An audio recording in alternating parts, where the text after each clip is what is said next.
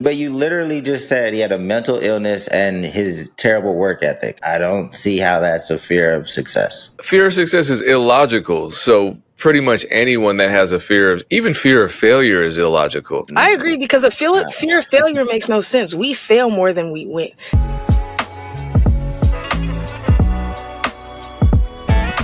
Music entrepreneurs, what's going down? You are back on the best podcast on the planet. YouTube said it. Spotify has said it. Elon Musk himself has said it. It's the Music Entrepreneur Club podcast where we talk it because we live it and we live it so we give it. How's everyone feeling today? I'm feeling good this week. Feeling good, getting a lot of stuff done. I feel like we're all just kind of racing to the break. Although, like, my break is just going to be filled with more work. But I am definitely racing to the break. At least get a break from Two Law stuff. So, feeling good about that. Erinn, how you feeling? Feeling good. I think I got really organized. It's not even completed, but I started on a deep organization project at the top of the week. And it's just now getting finished 4 days later, which is very characteristic of me. I'll start something and get like 20% in and be like, I'm off of this. So in preparation to move into my new space in Austin, which hopefully I'll have a move-in date this week. It's been a doozy. I have gotten so much of my random stuff organized at my parents' house. So I'm really grateful for that.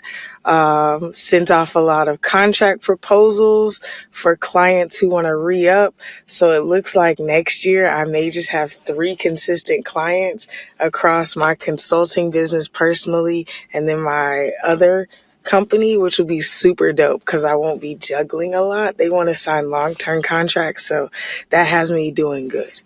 Is that your Yeah, that sounds like a win. I guess I feel like I always just flow into my wins, but yeah, that's my win. I talked to one of my clients yesterday. They asked for a 6 to 12 month proposal. I don't do 12-month proposals because my price is inevitably going to go up, but sending them a 6-month proposal and then reing up with another client for at least 3 months, but it's looking like 6 months. So yeah.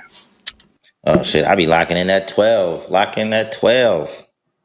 The thing is, my 12 price people aren't willing to pay. So I'll give you my 6 price. But then when you're satisfied, this came off of like a 3-month price where I was trying to push for 6 months and they didn't want to. And now it's almost double because it's like, yeah. So I feel like that 12-month price for me to be happy for a year takes a lot.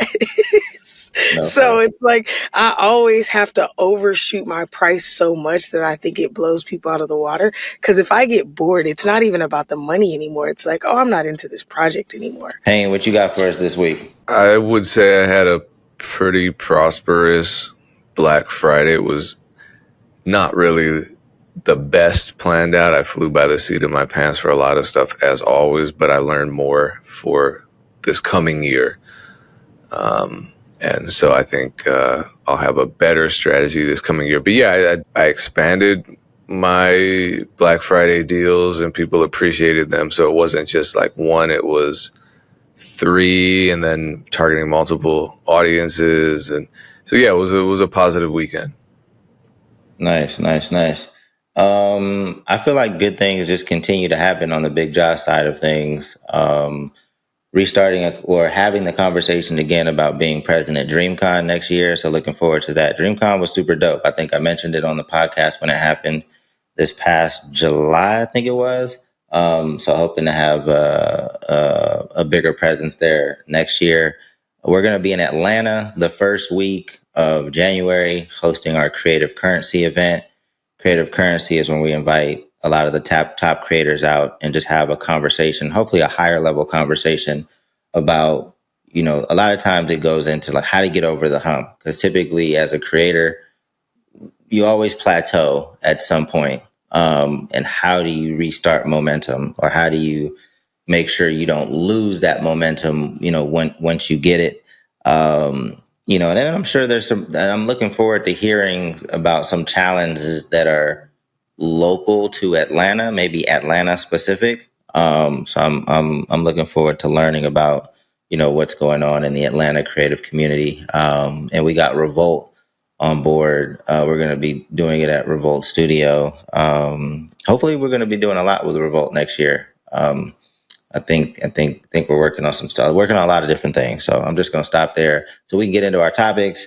Erinn, you kicking us off, right? Yes, I have an interview from Leslie Odom Jr. that I found to be very interesting. Years old when I had some success, but it was real up and down kind of thing. And I met with a mentor of mine, and I asked him, what should I do with my life? He said, you can quit, of course, but I'd love to see you try first. I'd love to see you try before you quit. I didn't know what he meant, because it's like, well, what do you think I've been doing if I haven't been trying? He said, I think you're sitting at home and you're waiting for the phone to ring.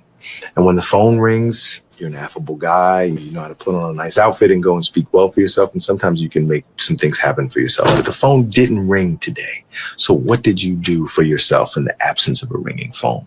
Did you call anybody? Did you read anything? Did you write anything? Did you take any classes? He said, do you know how many coffee shops would love to have you sing the lunch hour? And at that time, I wasn't singing at all. It blew me away. I would have loved to sing the lunch hour, at some coffee shops. And so he really just gave me the permission to take charge of my creative life. And I have not stopped working in almost 15 years. And it's not because the phone is always ringing. It's because from that day forward, I've never waited for the phone to ring again. Pretty amazing. Leslie Odom Jr. just in general is so eloquent, and I love the pacing of the way that he talks. For reference, for people who don't know him, Leslie Odom Jr. is an actor, singer, songwriter, producer. He's known mostly for his Broadway appearances. He was in Hamilton, but he's also been on like Abbott Elementary, a lot of other TV shows. He's produced, I think, Broadway productions, produced music, all sorts of stuff. So this is a very, very accomplished human being in the creative scene, who didn't really start taking off until his 30s. And that's what he's talking about in this interview. I'm not a big Broadway person, so I don't know him from that point. In fact, I followed his career more because I love the way he does interviews. I love his perspective. I remember when Hamilton was getting huge and they put him on the screen and he would talk. I'm like, he is a great representative of the creative community and people with a good head on their shoulders. But I found this particular interview super interesting because I think a lot of us feel like, and I feel like this is good for our audience that is working, that is seeing some success in their career.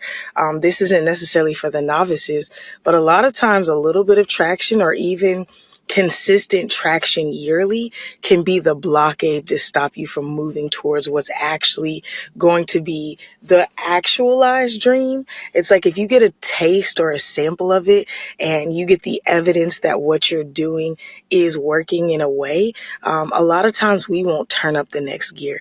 And I thought it was fascinating because he said he called his mentor and he said, you could quit or you could really try. And that's it's important to have people around you who know you and who know the type of energy that you're putting in and people who can challenge you in that way. And I think, looking at input versus output is very important. I had a moment like that some years ago where I was talking to one of my executive coaches and they were talking about making output goals versus, I want to make this much money next year. I want to do this many. I want to try to get on this type of project. They were like, you're putting the ball in somebody else's court. Like, what are you going to do? If you send this many emails or pitch this many people or create this many X, Y, and Z proposals, maybe you'll get closer to that goal versus just waiting on somebody to bring it to you. And I was like, oh, shoot, I had never thought about it. Like, let me up my output, because you always think about the guaranteed stuff. You're like, if I just wait around, if I post on social media, but essentially that's like a lottery pick. But if you do the work energetically, you're positioning yourself to be available and ready for the opportunity. So typically the opportunities come to people who are already putting in more work. It's not even about necessarily talent or skill. It's like you have to move your momentum in the direction that you want it to. So would love y'all's takes on it, but I thought it was such a cool snippet from him and something that's really insightful and has also helped me in my career. The beautiful thing is that it all came together because you have a great mentor and a great mentee. And people have to understand that mentorship is a two-way street, and it's an incredibly, if you're the one being mentored, that's an incredibly active role that you are playing in the dynamic. And unfortunately, a lot of folks, I think I shared you a screenshot. It's not just mentor mentee. It's just people who perceive someone as being in a mentorship / management position, being the active one while they're the passive one. And I get that all the time. And I think the one screenshot I showed you was the most ridiculous because it was someone that didn't have music out. It was someone that didn't even follow me. There were no previous conversations. And they're saying, hey, I want a producer. I'm like, okay, what's your vision? Oh, I need someone to invest in me. I need someone to manage me. I need someone to get me deals. I need someone to get me out there. I need someone to help market me and brand me. And I'm like, holy shit, you need a parent and an entire corporate team. You don't need it. So that's unfortunately how a lot of people in their brains conceptualize what a mentor will do, what a manager will do, et cetera. And no, that's absolutely not what, no, absolutely no. So even someone as incredibly talented and accomplished as him still had to listen and take the advice and be receptive to the soft but poignant criticism of his current work ethic. Yeah, I just think it was beautifully said. I think this falls in line when I say, you got to be proactively patient. I think I mentioned that on an episode a couple of weeks ago. But essentially, like, even at this very moment, like I'm waiting on a lot of people to get back to me, right, about different things so we can push the ball forward on different projects. And I can't hound these people every day. One, it's unprofessional and just out of pocket. And two, a lot of these things, it's just about timing. Like it'll happen when it's supposed to. But what can I do today? Like, what do I need to accomplish today? There's a lot of things I got to work on. So I should be working on those things while I'm checking in with the folks that are supposed to get back to me in a respectable, like timely manner, right? If I'm not going to every day keep blowing people up. But I think it's helpful if you have some structure and you don't wake up every day think, okay, what can I do today? Like you already know what you're doing on Monday, Tuesday, Wednesday, Thursday, Friday, Saturday. So I would encourage you to have some structure and know what you're doing on a day-to-day basis. And then I would measure like your progress at these things. Like how many classes did you take? Just so you could look back and see, okay, I went from, 0 to 50 or, 1 to 2, whatever it is. So I would just encourage people to have some structure around it so that you're just not waking up, clueless and then trying to figure, you probably spend 2 or 3 hours trying to decide what to do that day. So you wasted 2 or 3 hours and then you got to it. So that would be my only addition. But I love the way that he said it. I love the energy. To be honest with you, he looked familiar, but I didn't even really know who he was. So shout out to him. Yeah, this was great. It's a reminder as well to like you are your own worst enemy and your own biggest advocate. So it's like move out the way, He could have taken, again, as somebody who's extremely talented, and if you have time, just go look up Leslie Odom Jr. Again, I'm not a Broadway person. I'm just blown away by his talent and the way that he acts, the way that he carries himself. He's the definition of poise to me. But for somebody as talented as him, he could have really put a chip on his shoulder and just been like, man, my mentor doesn't get it. I'm trying. I have all these things going for me. I'm just going to go get a job. Or he could have just kind of stayed in mediocrity. And I know I won't say a lot. I know a handful of actors who were decently like good. Like they're good at what they do. They made the trek to California to live out there. You know what I'm saying? They're living out in the outskirts. I know one that lived I don't know if he's still there, in Ventura, and was like driving to the city for auditions. But after a while, he got jaded and was like, they don't want me. He was kind of like a wholesome dude, so he wouldn't take on any like risque or like sexual roles, which is like cool, like do kid stuff or whatever, commercials. But I felt like after years of being out there, he just got jaded and was just like, they don't want me. I don't know the struggle of an actor. I could never. Like the amount of auditions and rejections, and then you just don't hear anything. But if that's in alignment with who you believe you are, go for it. I think to be super talented and not see the results that you want, you have very few choices. And I think that when you get over yourself, again, energetically, you shift the momentum to say, this person is worthy of the thing that they believe they're worthy of, right? Because if you believe it, you'll do anything to move towards it. You're not just going to sit there and be like, where, I'm not getting this thing. And so, this was, to me, affirming, but it was a reminder, because I said last week, I'm like, yeah, I've been getting over myself, because there's certain things that I feel like should be happening for me or falling in place. And I really saw a momentum shift last week. This week has been incredible for me on paper, but also personally, just because I think I was just like, yeah, Erinn, get over yourself. Like, it's not all about you. Like, these are things that are helping you.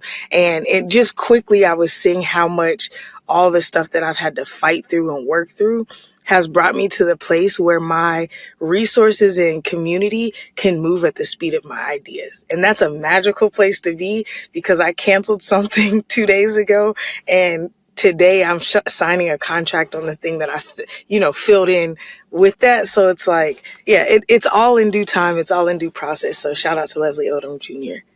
Yeah. What I've found working with a lot of artists, or just watching a lot of artists, I don't think that very many of them put their best foot forward, because I think they fear failure. Because if you try really hard and then you fail, then you have to like face that. I know a lot of times people think that there's a fear of success. I don't really. Maybe I agree with you. Every time people say that, I'm like, I don't understand. I don't cognitively process that.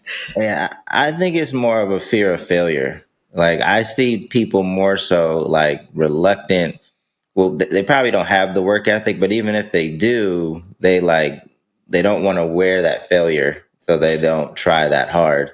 So they can always fall back on, well, I wasn't trying that hard anyway. Or blaming somebody else. Because if you lean all the way in, everything changes. Your speech changes. You're telling everybody. If I wasn't leaned into my long-term success, I would have looked dumb so many times, because I was like, this is the year it's going to change. All these things are going to happen. They don't happen, but I'm still here. And it's like, people are like, oh, okay, I respect that. I think sometimes people don't want to commit to the lifestyle, the vernacular, and the mentality, because you look crazy when you really believe in something. Yeah. I don't know though, because like just on the fear of success versus fear of failure topic, how many artists do you know that gave up after a huge win rather than a huge failure? I've seen more people quit. I shouldn't say more. I've seen equal amounts of people quit after a win than a failure. And you see so many people, just celebrities, unfortunately, end up dead after a win, or, whatever the case is, a lot of legendary artists. So I don't think it's as simple as that. I'm not going to come out and say people are afraid of success, but I think success adds a lot of pressure to a person that already may be struggling mentally.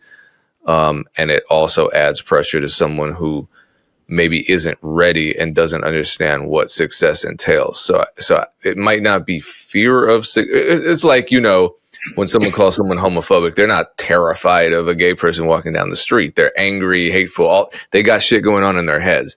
So that's when I say fear of success, that's kind of more what I mean. I can see that. But I that's think not the that's win doesn't feel like it's supposed to feel to a lot of people, so that's why they get caught up. It's like it's really tough for them. But I feel you.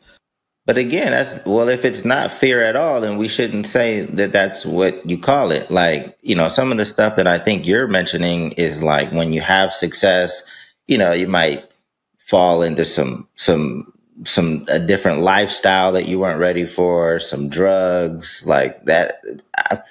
Can you specifically talk about a moment or a person that you felt like was scared of success? Yes, I can. And what does that even look like? I don't know. It's a person who is incredibly talented, but is just anti work. It's a. I don't want to give too much But away. even that I wouldn't even label as a fear of success. Like, Well, not anti work is so. It's hard to explain. Like they'll. everybody wants to be successful. I think some people just want it on their own terms, but that wouldn't make it a fear of success to me. That I don't. Maybe it's something I'll never understand. I see a fear of failure way more than I've ever seen an ounce of, a fear of success. Like, I Well, just, the person I'm thinking does not have a fear of failure because they win every time they try because they have so much talent.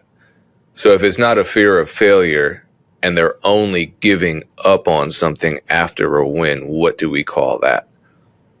well, after what kind Bad of, work ethic. yeah, A basically, big win, a small win? Yeah, I mean, of course, it's bad work no, ethic, like but bad. specifically give an example of a win, whether it's something that actually happened or something that you just made up of, like something that someone might stop after they achieved X. I Well, mean, I could give some examples, Dave. I always talk about that Puma deal where the kid sabotaged my relationship with Puma after sending me a screenshot of his account being a negative balance. I went out and hustled and got a Puma deal for my artist, like 3,500, and he sabotaged that deal. I took him on tour. He had wanted to do a pop-up date in Atlanta and Dallas, and I was like, I think we could do a whole tour. We did 15 dates, sold out 12. He had a project ready to go and just didn't do anything for a year. Now that was an up and down of like him being a saboteur for sure, and I had to disengage from him, but he had a ton of like mental struggles. He really needed to be medicated. He also needed to be in therapy. He was like borderline narcissist. He would be like, oh, I know I'm a narcissist, but you know what I'm saying? Like, I know it, so it's not that bad. I don't know. But to me, he genuinely had a bad work ethic because he was a golden boy. He could touch anything and it would literally turn to gold. And he needed to be medicated and probably needed some better friends. So that's what I'm saying. Even with that, it's like, yes, I could say he was scared of success and he could hide behind that. But I'm with you on this, Dame. I don't necessarily see people fearful of success, but Payne, your analogy actually really categorically placed it for me. But that's somebody that I could tell you he was killing it. Like if he left his house, he would make money, but had the audacity to tell me how broke he was regularly. It's like, just do something, please. But you literally just said he had a mental illness and his terrible work ethic. I don't see how that's a fear of success. well, That's yeah, what I'm but saying. wouldn't a fear I'm of just giving you success an look? example. Fear of success is illogical. So pretty much anyone that has a even fear of failure is illogical. All of this is illogical. So I think there's always going to be some kind of mental illness on some gradient of the mental illness scale at play here. I agree because fear of failure makes no sense. We fail more than we win. That's like a Yeah. fact of life. In Yeah. order to be alive today, we have to fail more than we win consistently. So for people to have an issue with failure, it's like you're misunderstanding what this is. No, because especially if it's public, there's an amount of shame that people feel when they fail, right? Like, it's like even like a little kid going up to bat playing baseball. Like, if he's not good or if he strikes out, maybe the team will look at him crazy, friends will laugh at him. What's the equivalent on the other side if he hits a home run? Yeah. No, I agree. It's just when I don't get it. it's still not rational given that everybody that succeeds had to fail. there, especially in athletics, there's no one that just came out of the gate amazing, remained amazing, stayed amazing, retired amazing. It just, this is what I mean. I think it's less irrational because at least you can say, okay, I understand not wanting your album to flop. I understand not wanting to jump up on stage and there are only 5 people in the audience. We can talk through why that's irrational, because it is. But with fear of success, or whatever we're calling it, I've seen that happen more than not in the groups I've been closely associated with. The first rap group I was ever in, I've talked about this before. We got on the Sprite campaign. The group fell apart shortly thereafter because the dude was on drugs and decided to just go all the way in. So yeah, you can say, okay, drug addiction, mental illness, whatever. Okay, cool. The group that we were in previous to that folded as we were starting to gain momentum locally. Maybe that was just too many people in the group. Maybe there were other dynamics at fault there, poor management. I don't know. I was in another group for the longest time, probably the top lesbian hip hop group. And the lead rapper sabotaged the whole thing. I'm not going to say why, but she did a lot of nasty shit to a lot of people, sabotaged the entire group. And when I say nasty shit to nasty people, I mean people in the group directly responsible for the group's success. So, and then when I managed an artist, he had within a year, I had only been managing him for like a year and a half, put him on the biggest stages. He was making thousands at these shows off of merch that I helped set up for him. He was angry and upset all the time and decided to throw it all away because he couldn't handle the fame. His words, not mine. So this happens. We can chalk it up to mental illness, but the fact of the matter is we have no idea of knowing because everyone's brain is their private domain. So we just don't know what's happening to any of these people on the inside. Look, we'll probably, this is probably a circular reference at this point. Like, what I have seen is that people want success. They just want it doing what they want to do. And unfortunately, doing what you want to do rarely gets you success, because typically the key to success is being able to push through and do the things that you don't want to do repeatedly, day after day after day. So you can call it whatever you want. Well, yeah, no, and that's the thing. That's for most of them. If you ask them to describe what they want to do, one, they either can't articulate it, or two, they'll just kind of laugh and say, "I just want to make a bunch of money. I don't want to do shit. Just leave me alone."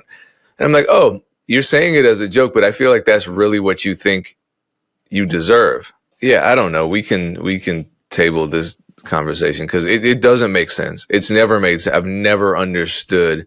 I don't know. I've never understood getting to the crest of the hill and then saying, all right, I give up, or, oh, this sucks, or God, I had a win today.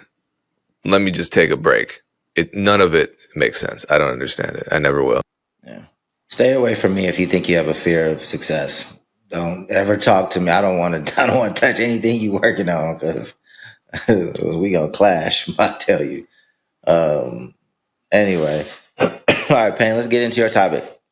I don't have a video for it, but we talked about Hit Boy in the past, and this is another unfortunate situation that Hit Boy found himself in when he was a teenager, which is amazing to say. When he was a teenager, he got a publishing deal with Universal Music Group. Pretty huge accomplishment. And Hit Boy has hits. He has 2 diamond songs. Very few producers have 1 diamond song. He has 2. And he has ownership in both. It's not like it was a sample situation that ate up all his publishing. Probably on sicko mode, there was very little left of the pie to go around after all those vocal samples that they brought in. But still, two diamond records. But you look at that, like I look at that situation. I don't have any diamond records. You look at that situation and you're like, okay, that's wealth. That's how a musician generates wealth. That's a rich producer. Period. You can't not be rich. Apparently, the majority of the money that he had came from a deal he got from Interscope for his the Hit Sense '87 imprint. So that was probably a few million because he had all that momentum from the hits that he generated early in his career.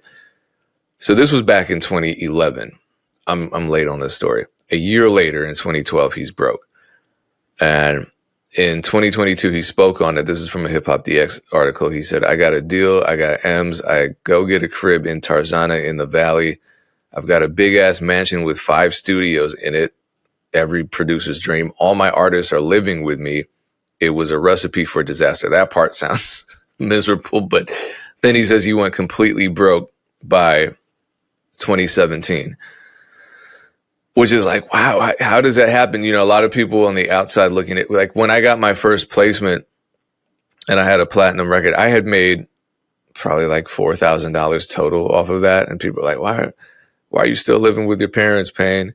Because they're thinking, oh, he's just lying to us. He's hiding the fact that he's rich. I'm like, you really don't know how the music business can work.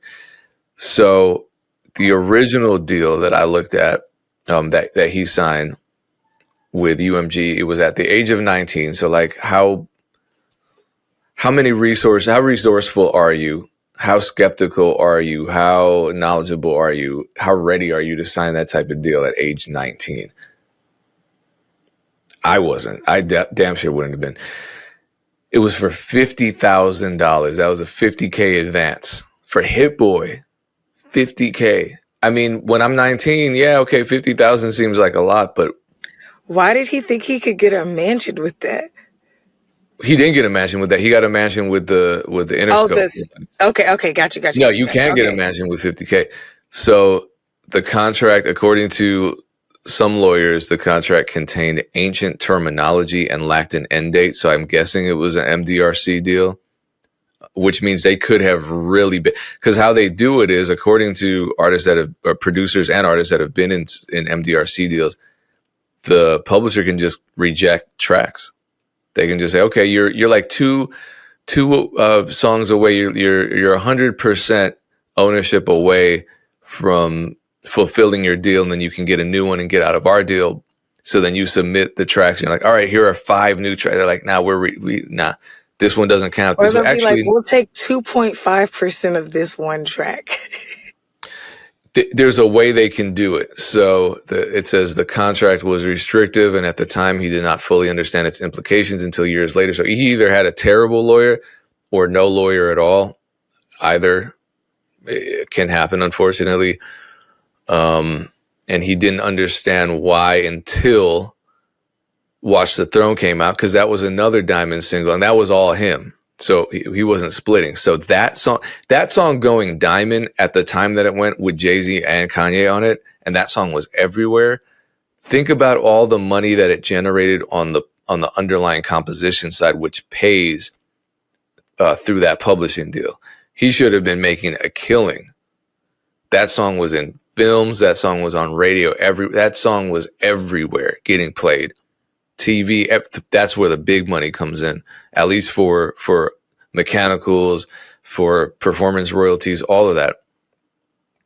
And he wasn't getting it. So I guess... do you know, Payne, one, I don't even know, I'm NDRC, or you might want to define that, number one. Two, and then two, some people might hear this and be like, okay, he only got a $50,000 advance. That means he had hella hits. So that means he recouped it hella fast and got to the bread. Yep. Why didn't that happen? MDRC stands for Minimum Delivery Release Commitment. So it basically means you have to deliver a certain amount of intellectual property to a publisher until they've determined that you've fulfilled your side of the deal, and then they release you from the deal. So he doesn't get any royalties. Like it's like a work for hire situation. He just turns them in and doesn't get any royalties from it. He should be getting royalties from it. That's the part that I don't understand, because we don't know the inner workings of it. But you would think, right? He's getting all this money on the label side too, but a lot of people talk about how hard that is to track down. The label recoupment math is crazy. So he was probably relying on this other money. What was your other question other than MDRC? No, that the question, like even I don't understand like how bad of a deal this, like, because if you would think that one of his songs would recoup 50,000, and then he would start Oh yeah. getting royalties. Why I just don't I still don't understand like why he doesn't receive any money.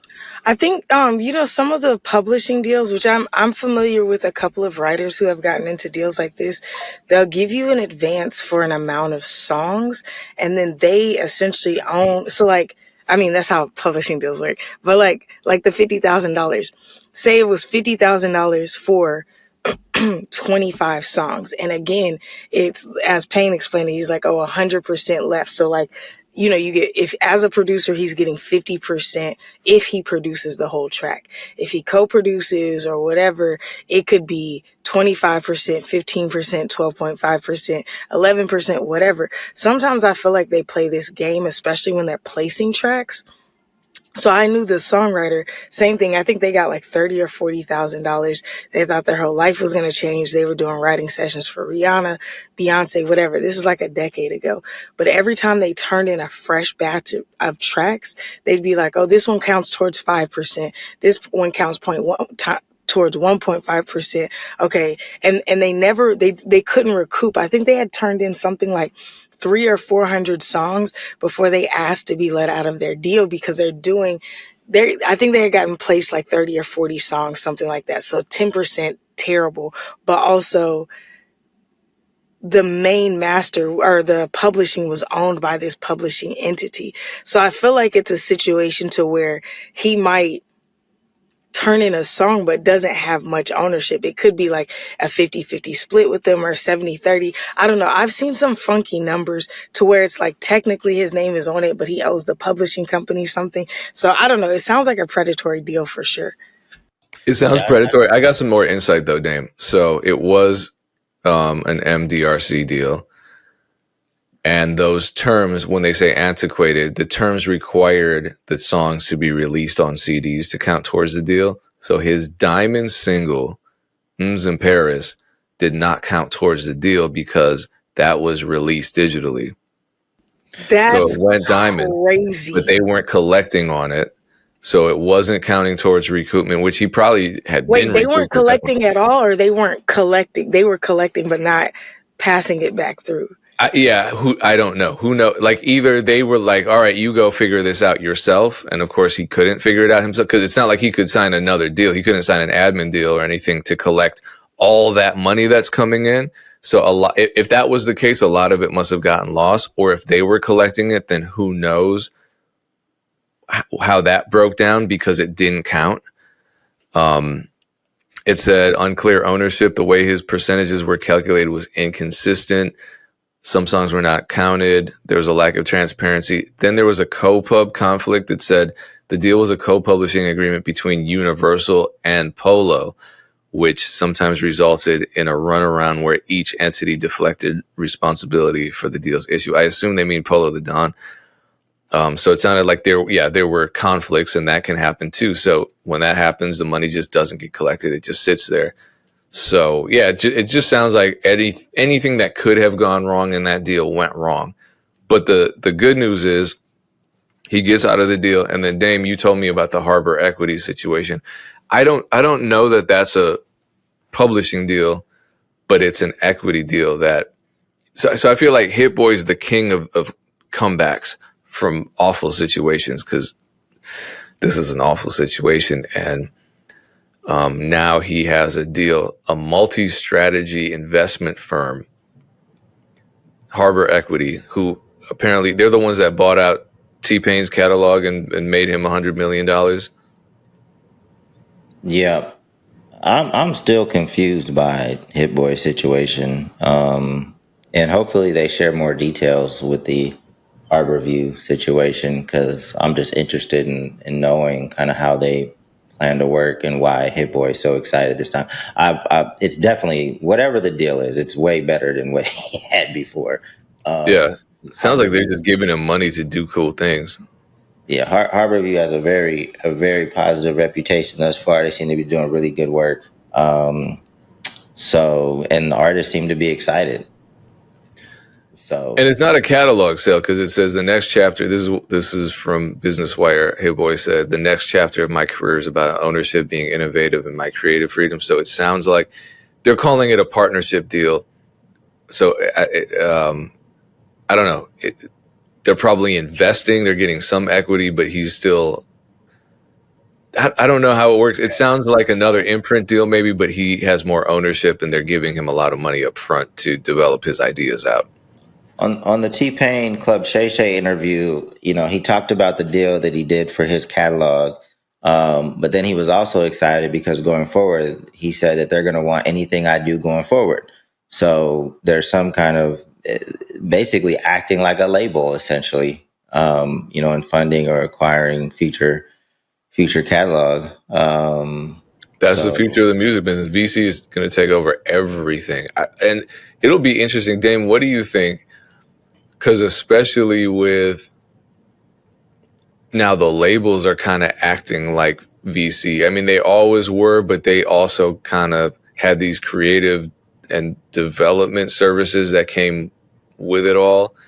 But VC is just, it's the new craze, and they're buying up catalogs. So they effectively are acting as the labels. I would have trepidations about a deal like that because does a VC firm really? Not with Harborview, right? Because they're like I said before we started the podcast, like they're actively working these catalogs and finding kind of win-win situations all the way around, right? Like if it's just a traditional private equity company that doesn't give a shit about music, that's really just running the numbers, I would be concerned if you're in a deal that's like working with them going forward. Now, if you feel like you got a fair value from whoever, I don't think it matters what they do with your catalog going forward if you got what you wanted. But if it seems like Harborview is going to be the place that if you want to continue to grow and have a healthy relationship with somebody that can fund a lot because they got a lot of money. So if you have, good ideas and there's good potential opportunities, they potentially can partner with you. So Harborview is the first company that I've seen. I'm sure there's others that are trying to do something similar, but all the press releases that I've seen with Harborview, like every party is excited about the deal. Yeah, but there are so many others out there that are operating as labels. You just wonder what are the services that they're offering the artists. Just because my concern would be signing a small deal, not like $100 million catalog buyout. That's different. I don't care what happens at that point. But a $50,000 deal. Yeah, like someone's VC is like, a private equity firm is like, all right, we want to sign you as an artist and we want a piece of all your upcoming music. We're going to give you $100,000 for that. I'm like, okay, cool. But once I sign with you, I can't sign a traditional record deal because you are, this is in lieu of a record deal.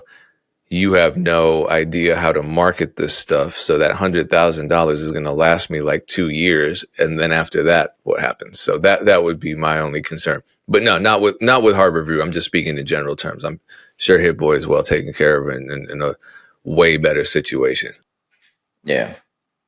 Because I think as an example, I don't know if this is an exact example, but just to let people know how they potentially can extract more value, right? Like if you buy a catalog and then you help this superstar like organize a world tour, right? There's going to be publishing revenue from all these public performances now. So, you're basically increasing the value of the catalog if you're finding opportunities or if you're connected in the television and film world. And now, you're placing your catalog in, major movies that are coming out, right? So Harborview is actively trying to work these catalogs and find, additional revenue to increase their return on investment. But I think they plan on and I think it's smart because like if you have a valuable catalog, let's say you have Usher's catalog, right? it only makes sense to keep him active. This is the same thing that I talked about with Nick D, saying that he wanted to, sell his catalog and then, go on a farm or whatever he wanted to do. Like, your catalog is going to be more valuable as long as you stay active. So if Usher continues to tour, continues to put out music, like, the value of everything that he does increases. So if Harborview can help facilitate those things, encourage those things, everybody wins. So it's a no-brainer to everybody, but probably just like straight private equity folks, like the financiers that are just coming in and looking at models and be like, oh, looking at past revenue streams, predicting forward, and seeing the value that way. It sounds like Harborview is creating a media company powered by private equity, not a private equity company buying up media because they see it as an asset. And essentially that's what they're doing, because like I said, I mentioned them investing in Issa Rae's company, Charles White's company. These are media companies that create shows and movies. So what are they going to do with the catalogs that they own? It's not rocket science, but it's very smart, because it doesn't seem like other people even thought about that. Or are building the cultural capital to do so, to be that kind of player in this. Like, Harborview is developing a brand that's like cool. Like, I want to work with them. So hopefully they just continue to keep their terms on the up and up, and everybody's excited about it. We can move on to your topic. Yeah, I just wanted to briefly talk about this Diddy documentary that 50 did. Oh man, 50 is so out of pocket. He's hilarious, but he's out of pocket. I just hate that one, Diddy just seems like a monster. And like, these documentaries are one side or two sides of these people's experience and their truth. Maybe there's another side of the story, maybe there's not. But if there's this many people in this many situations that you find someone in, there's truth in a lot of it, in my opinion. And this fool Diddy was a monster. I just hate that, again, we're always seeing kind of these big stories from like the label head. The label's the monster. When are we going to see a documentary? Or maybe I actually haven't thought through this, so maybe there already is, of like the artist being the monster. Like, what documentary is like, because these are the things that kind of set the standard for like the general public, of like the default setting of the label and the manager like being evil. Like, that's the default, and you have to prove otherwise, but it seemed like Diddy definitely is a monster. Now, this part has been disputed. I heard on the Breakfast Club this morning that when Biggie died, obviously he wanted a big funeral. It seemed like Puff kind of wanted it for him, to kind of bring attention to him, to show that he, put on the biggest funeral ever. But in the documentary, it says that he made the funeral expenses recoupable against Biggie's music. That's wild. So it's stuff like that.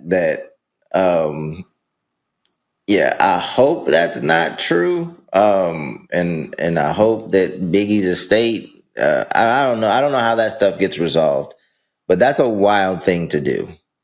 He did a lot of wild things, some even more wild than that, obviously, but just from a business standpoint, because it's a music entrepreneur club, like that is a very evil and wild thing to do.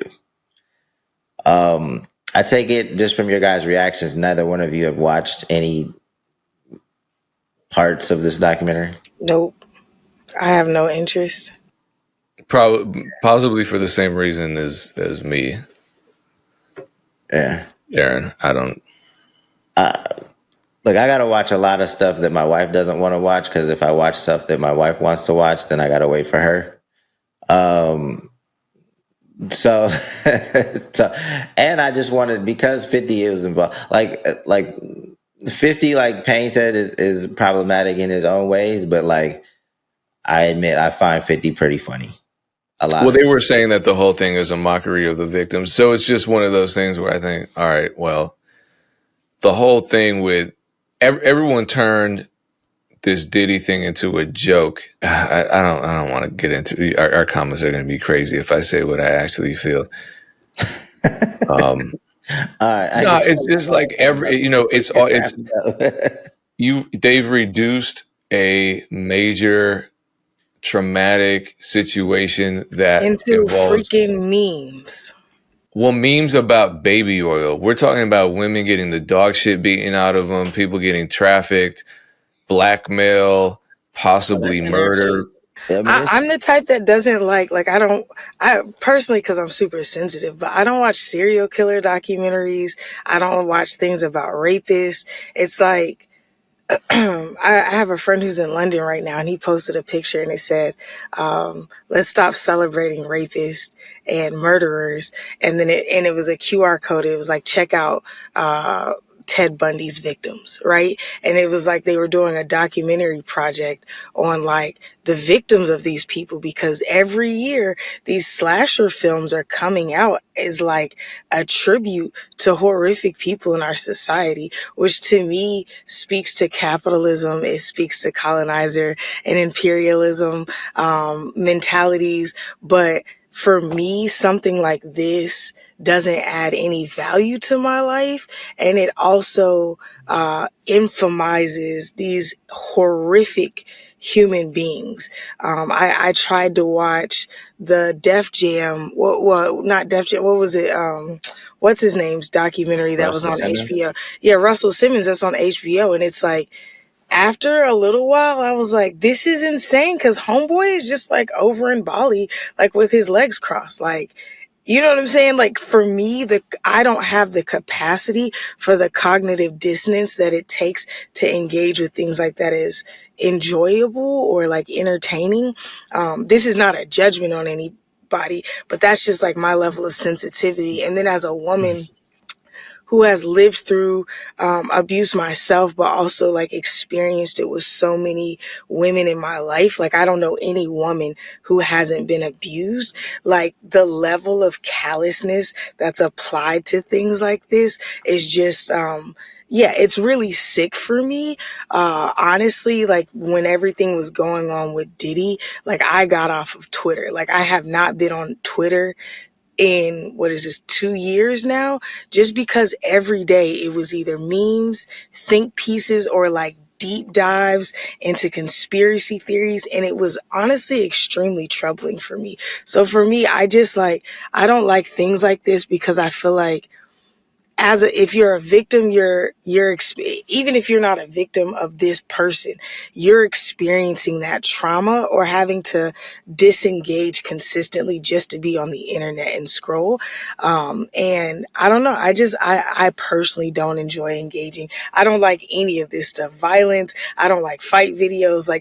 I just don't encounter these things on my timeline. Like I sterilize the way that I experience the internet, because the real world is real and I live outside. So I don't know. I hate stuff like this, not to bring it down, but I No, don't, but it almost in a weird way glorifies and again emphasizes these sick individuals. What definitely doesn't this was not a good look for Diddy in any way, in my opinion. If anything, the maybe people could say it showed how he was a great marketer. But I definitely respect your opinion. I could also see how somebody would gain value in watching this, even as a younger person, to be able to like identify the early signs, because the grooming process is not like overnight. Just start to see early on, like kind of what's happening. Like I think a lot of the victims didn't even realize what was happening until like the abuse was like physical and real, right? But it didn't start that night, right? It started like months before, right? In terms of how he identifies the specific people and the certain traits that he's able to prey on. Yeah, I don't want to force anybody to watch anything that, but and it starts with like the stuff that happened, Tupac, Biggie, the nightclub shooting, like all of that. I mean, it's a four, but it definitely doesn't. I definitely don't think it glorifies Diddy in any way. Like I'm Well, I sure think Diddy that does not want this out. number one, infamize is an amazing word because people don't use it anymore. So shout out to Erinn for bringing it It back in just came archaic. to me as we were talking. I was like, Yeah. I wonder if this is an actual word. No, it is. It's just you don't hear people use it because it's archaic. But that being said, the infamization of you make Diddy infamous and everyone's talking about how awful he is, but that centers him and it pushes the victims to the margins. So I think that's the problem with centering the monster in these documentaries. And people had the same and various other criticisms of the Jeffrey Dahmer conversation with all the document, especially what was it, a film? It's all that shit is on Netflix, I think. But with You on mute, regards to, Dane. Well, that to me, that making a movie of it, like that to me, what they did with that is way different than what I think they've done with this documentary.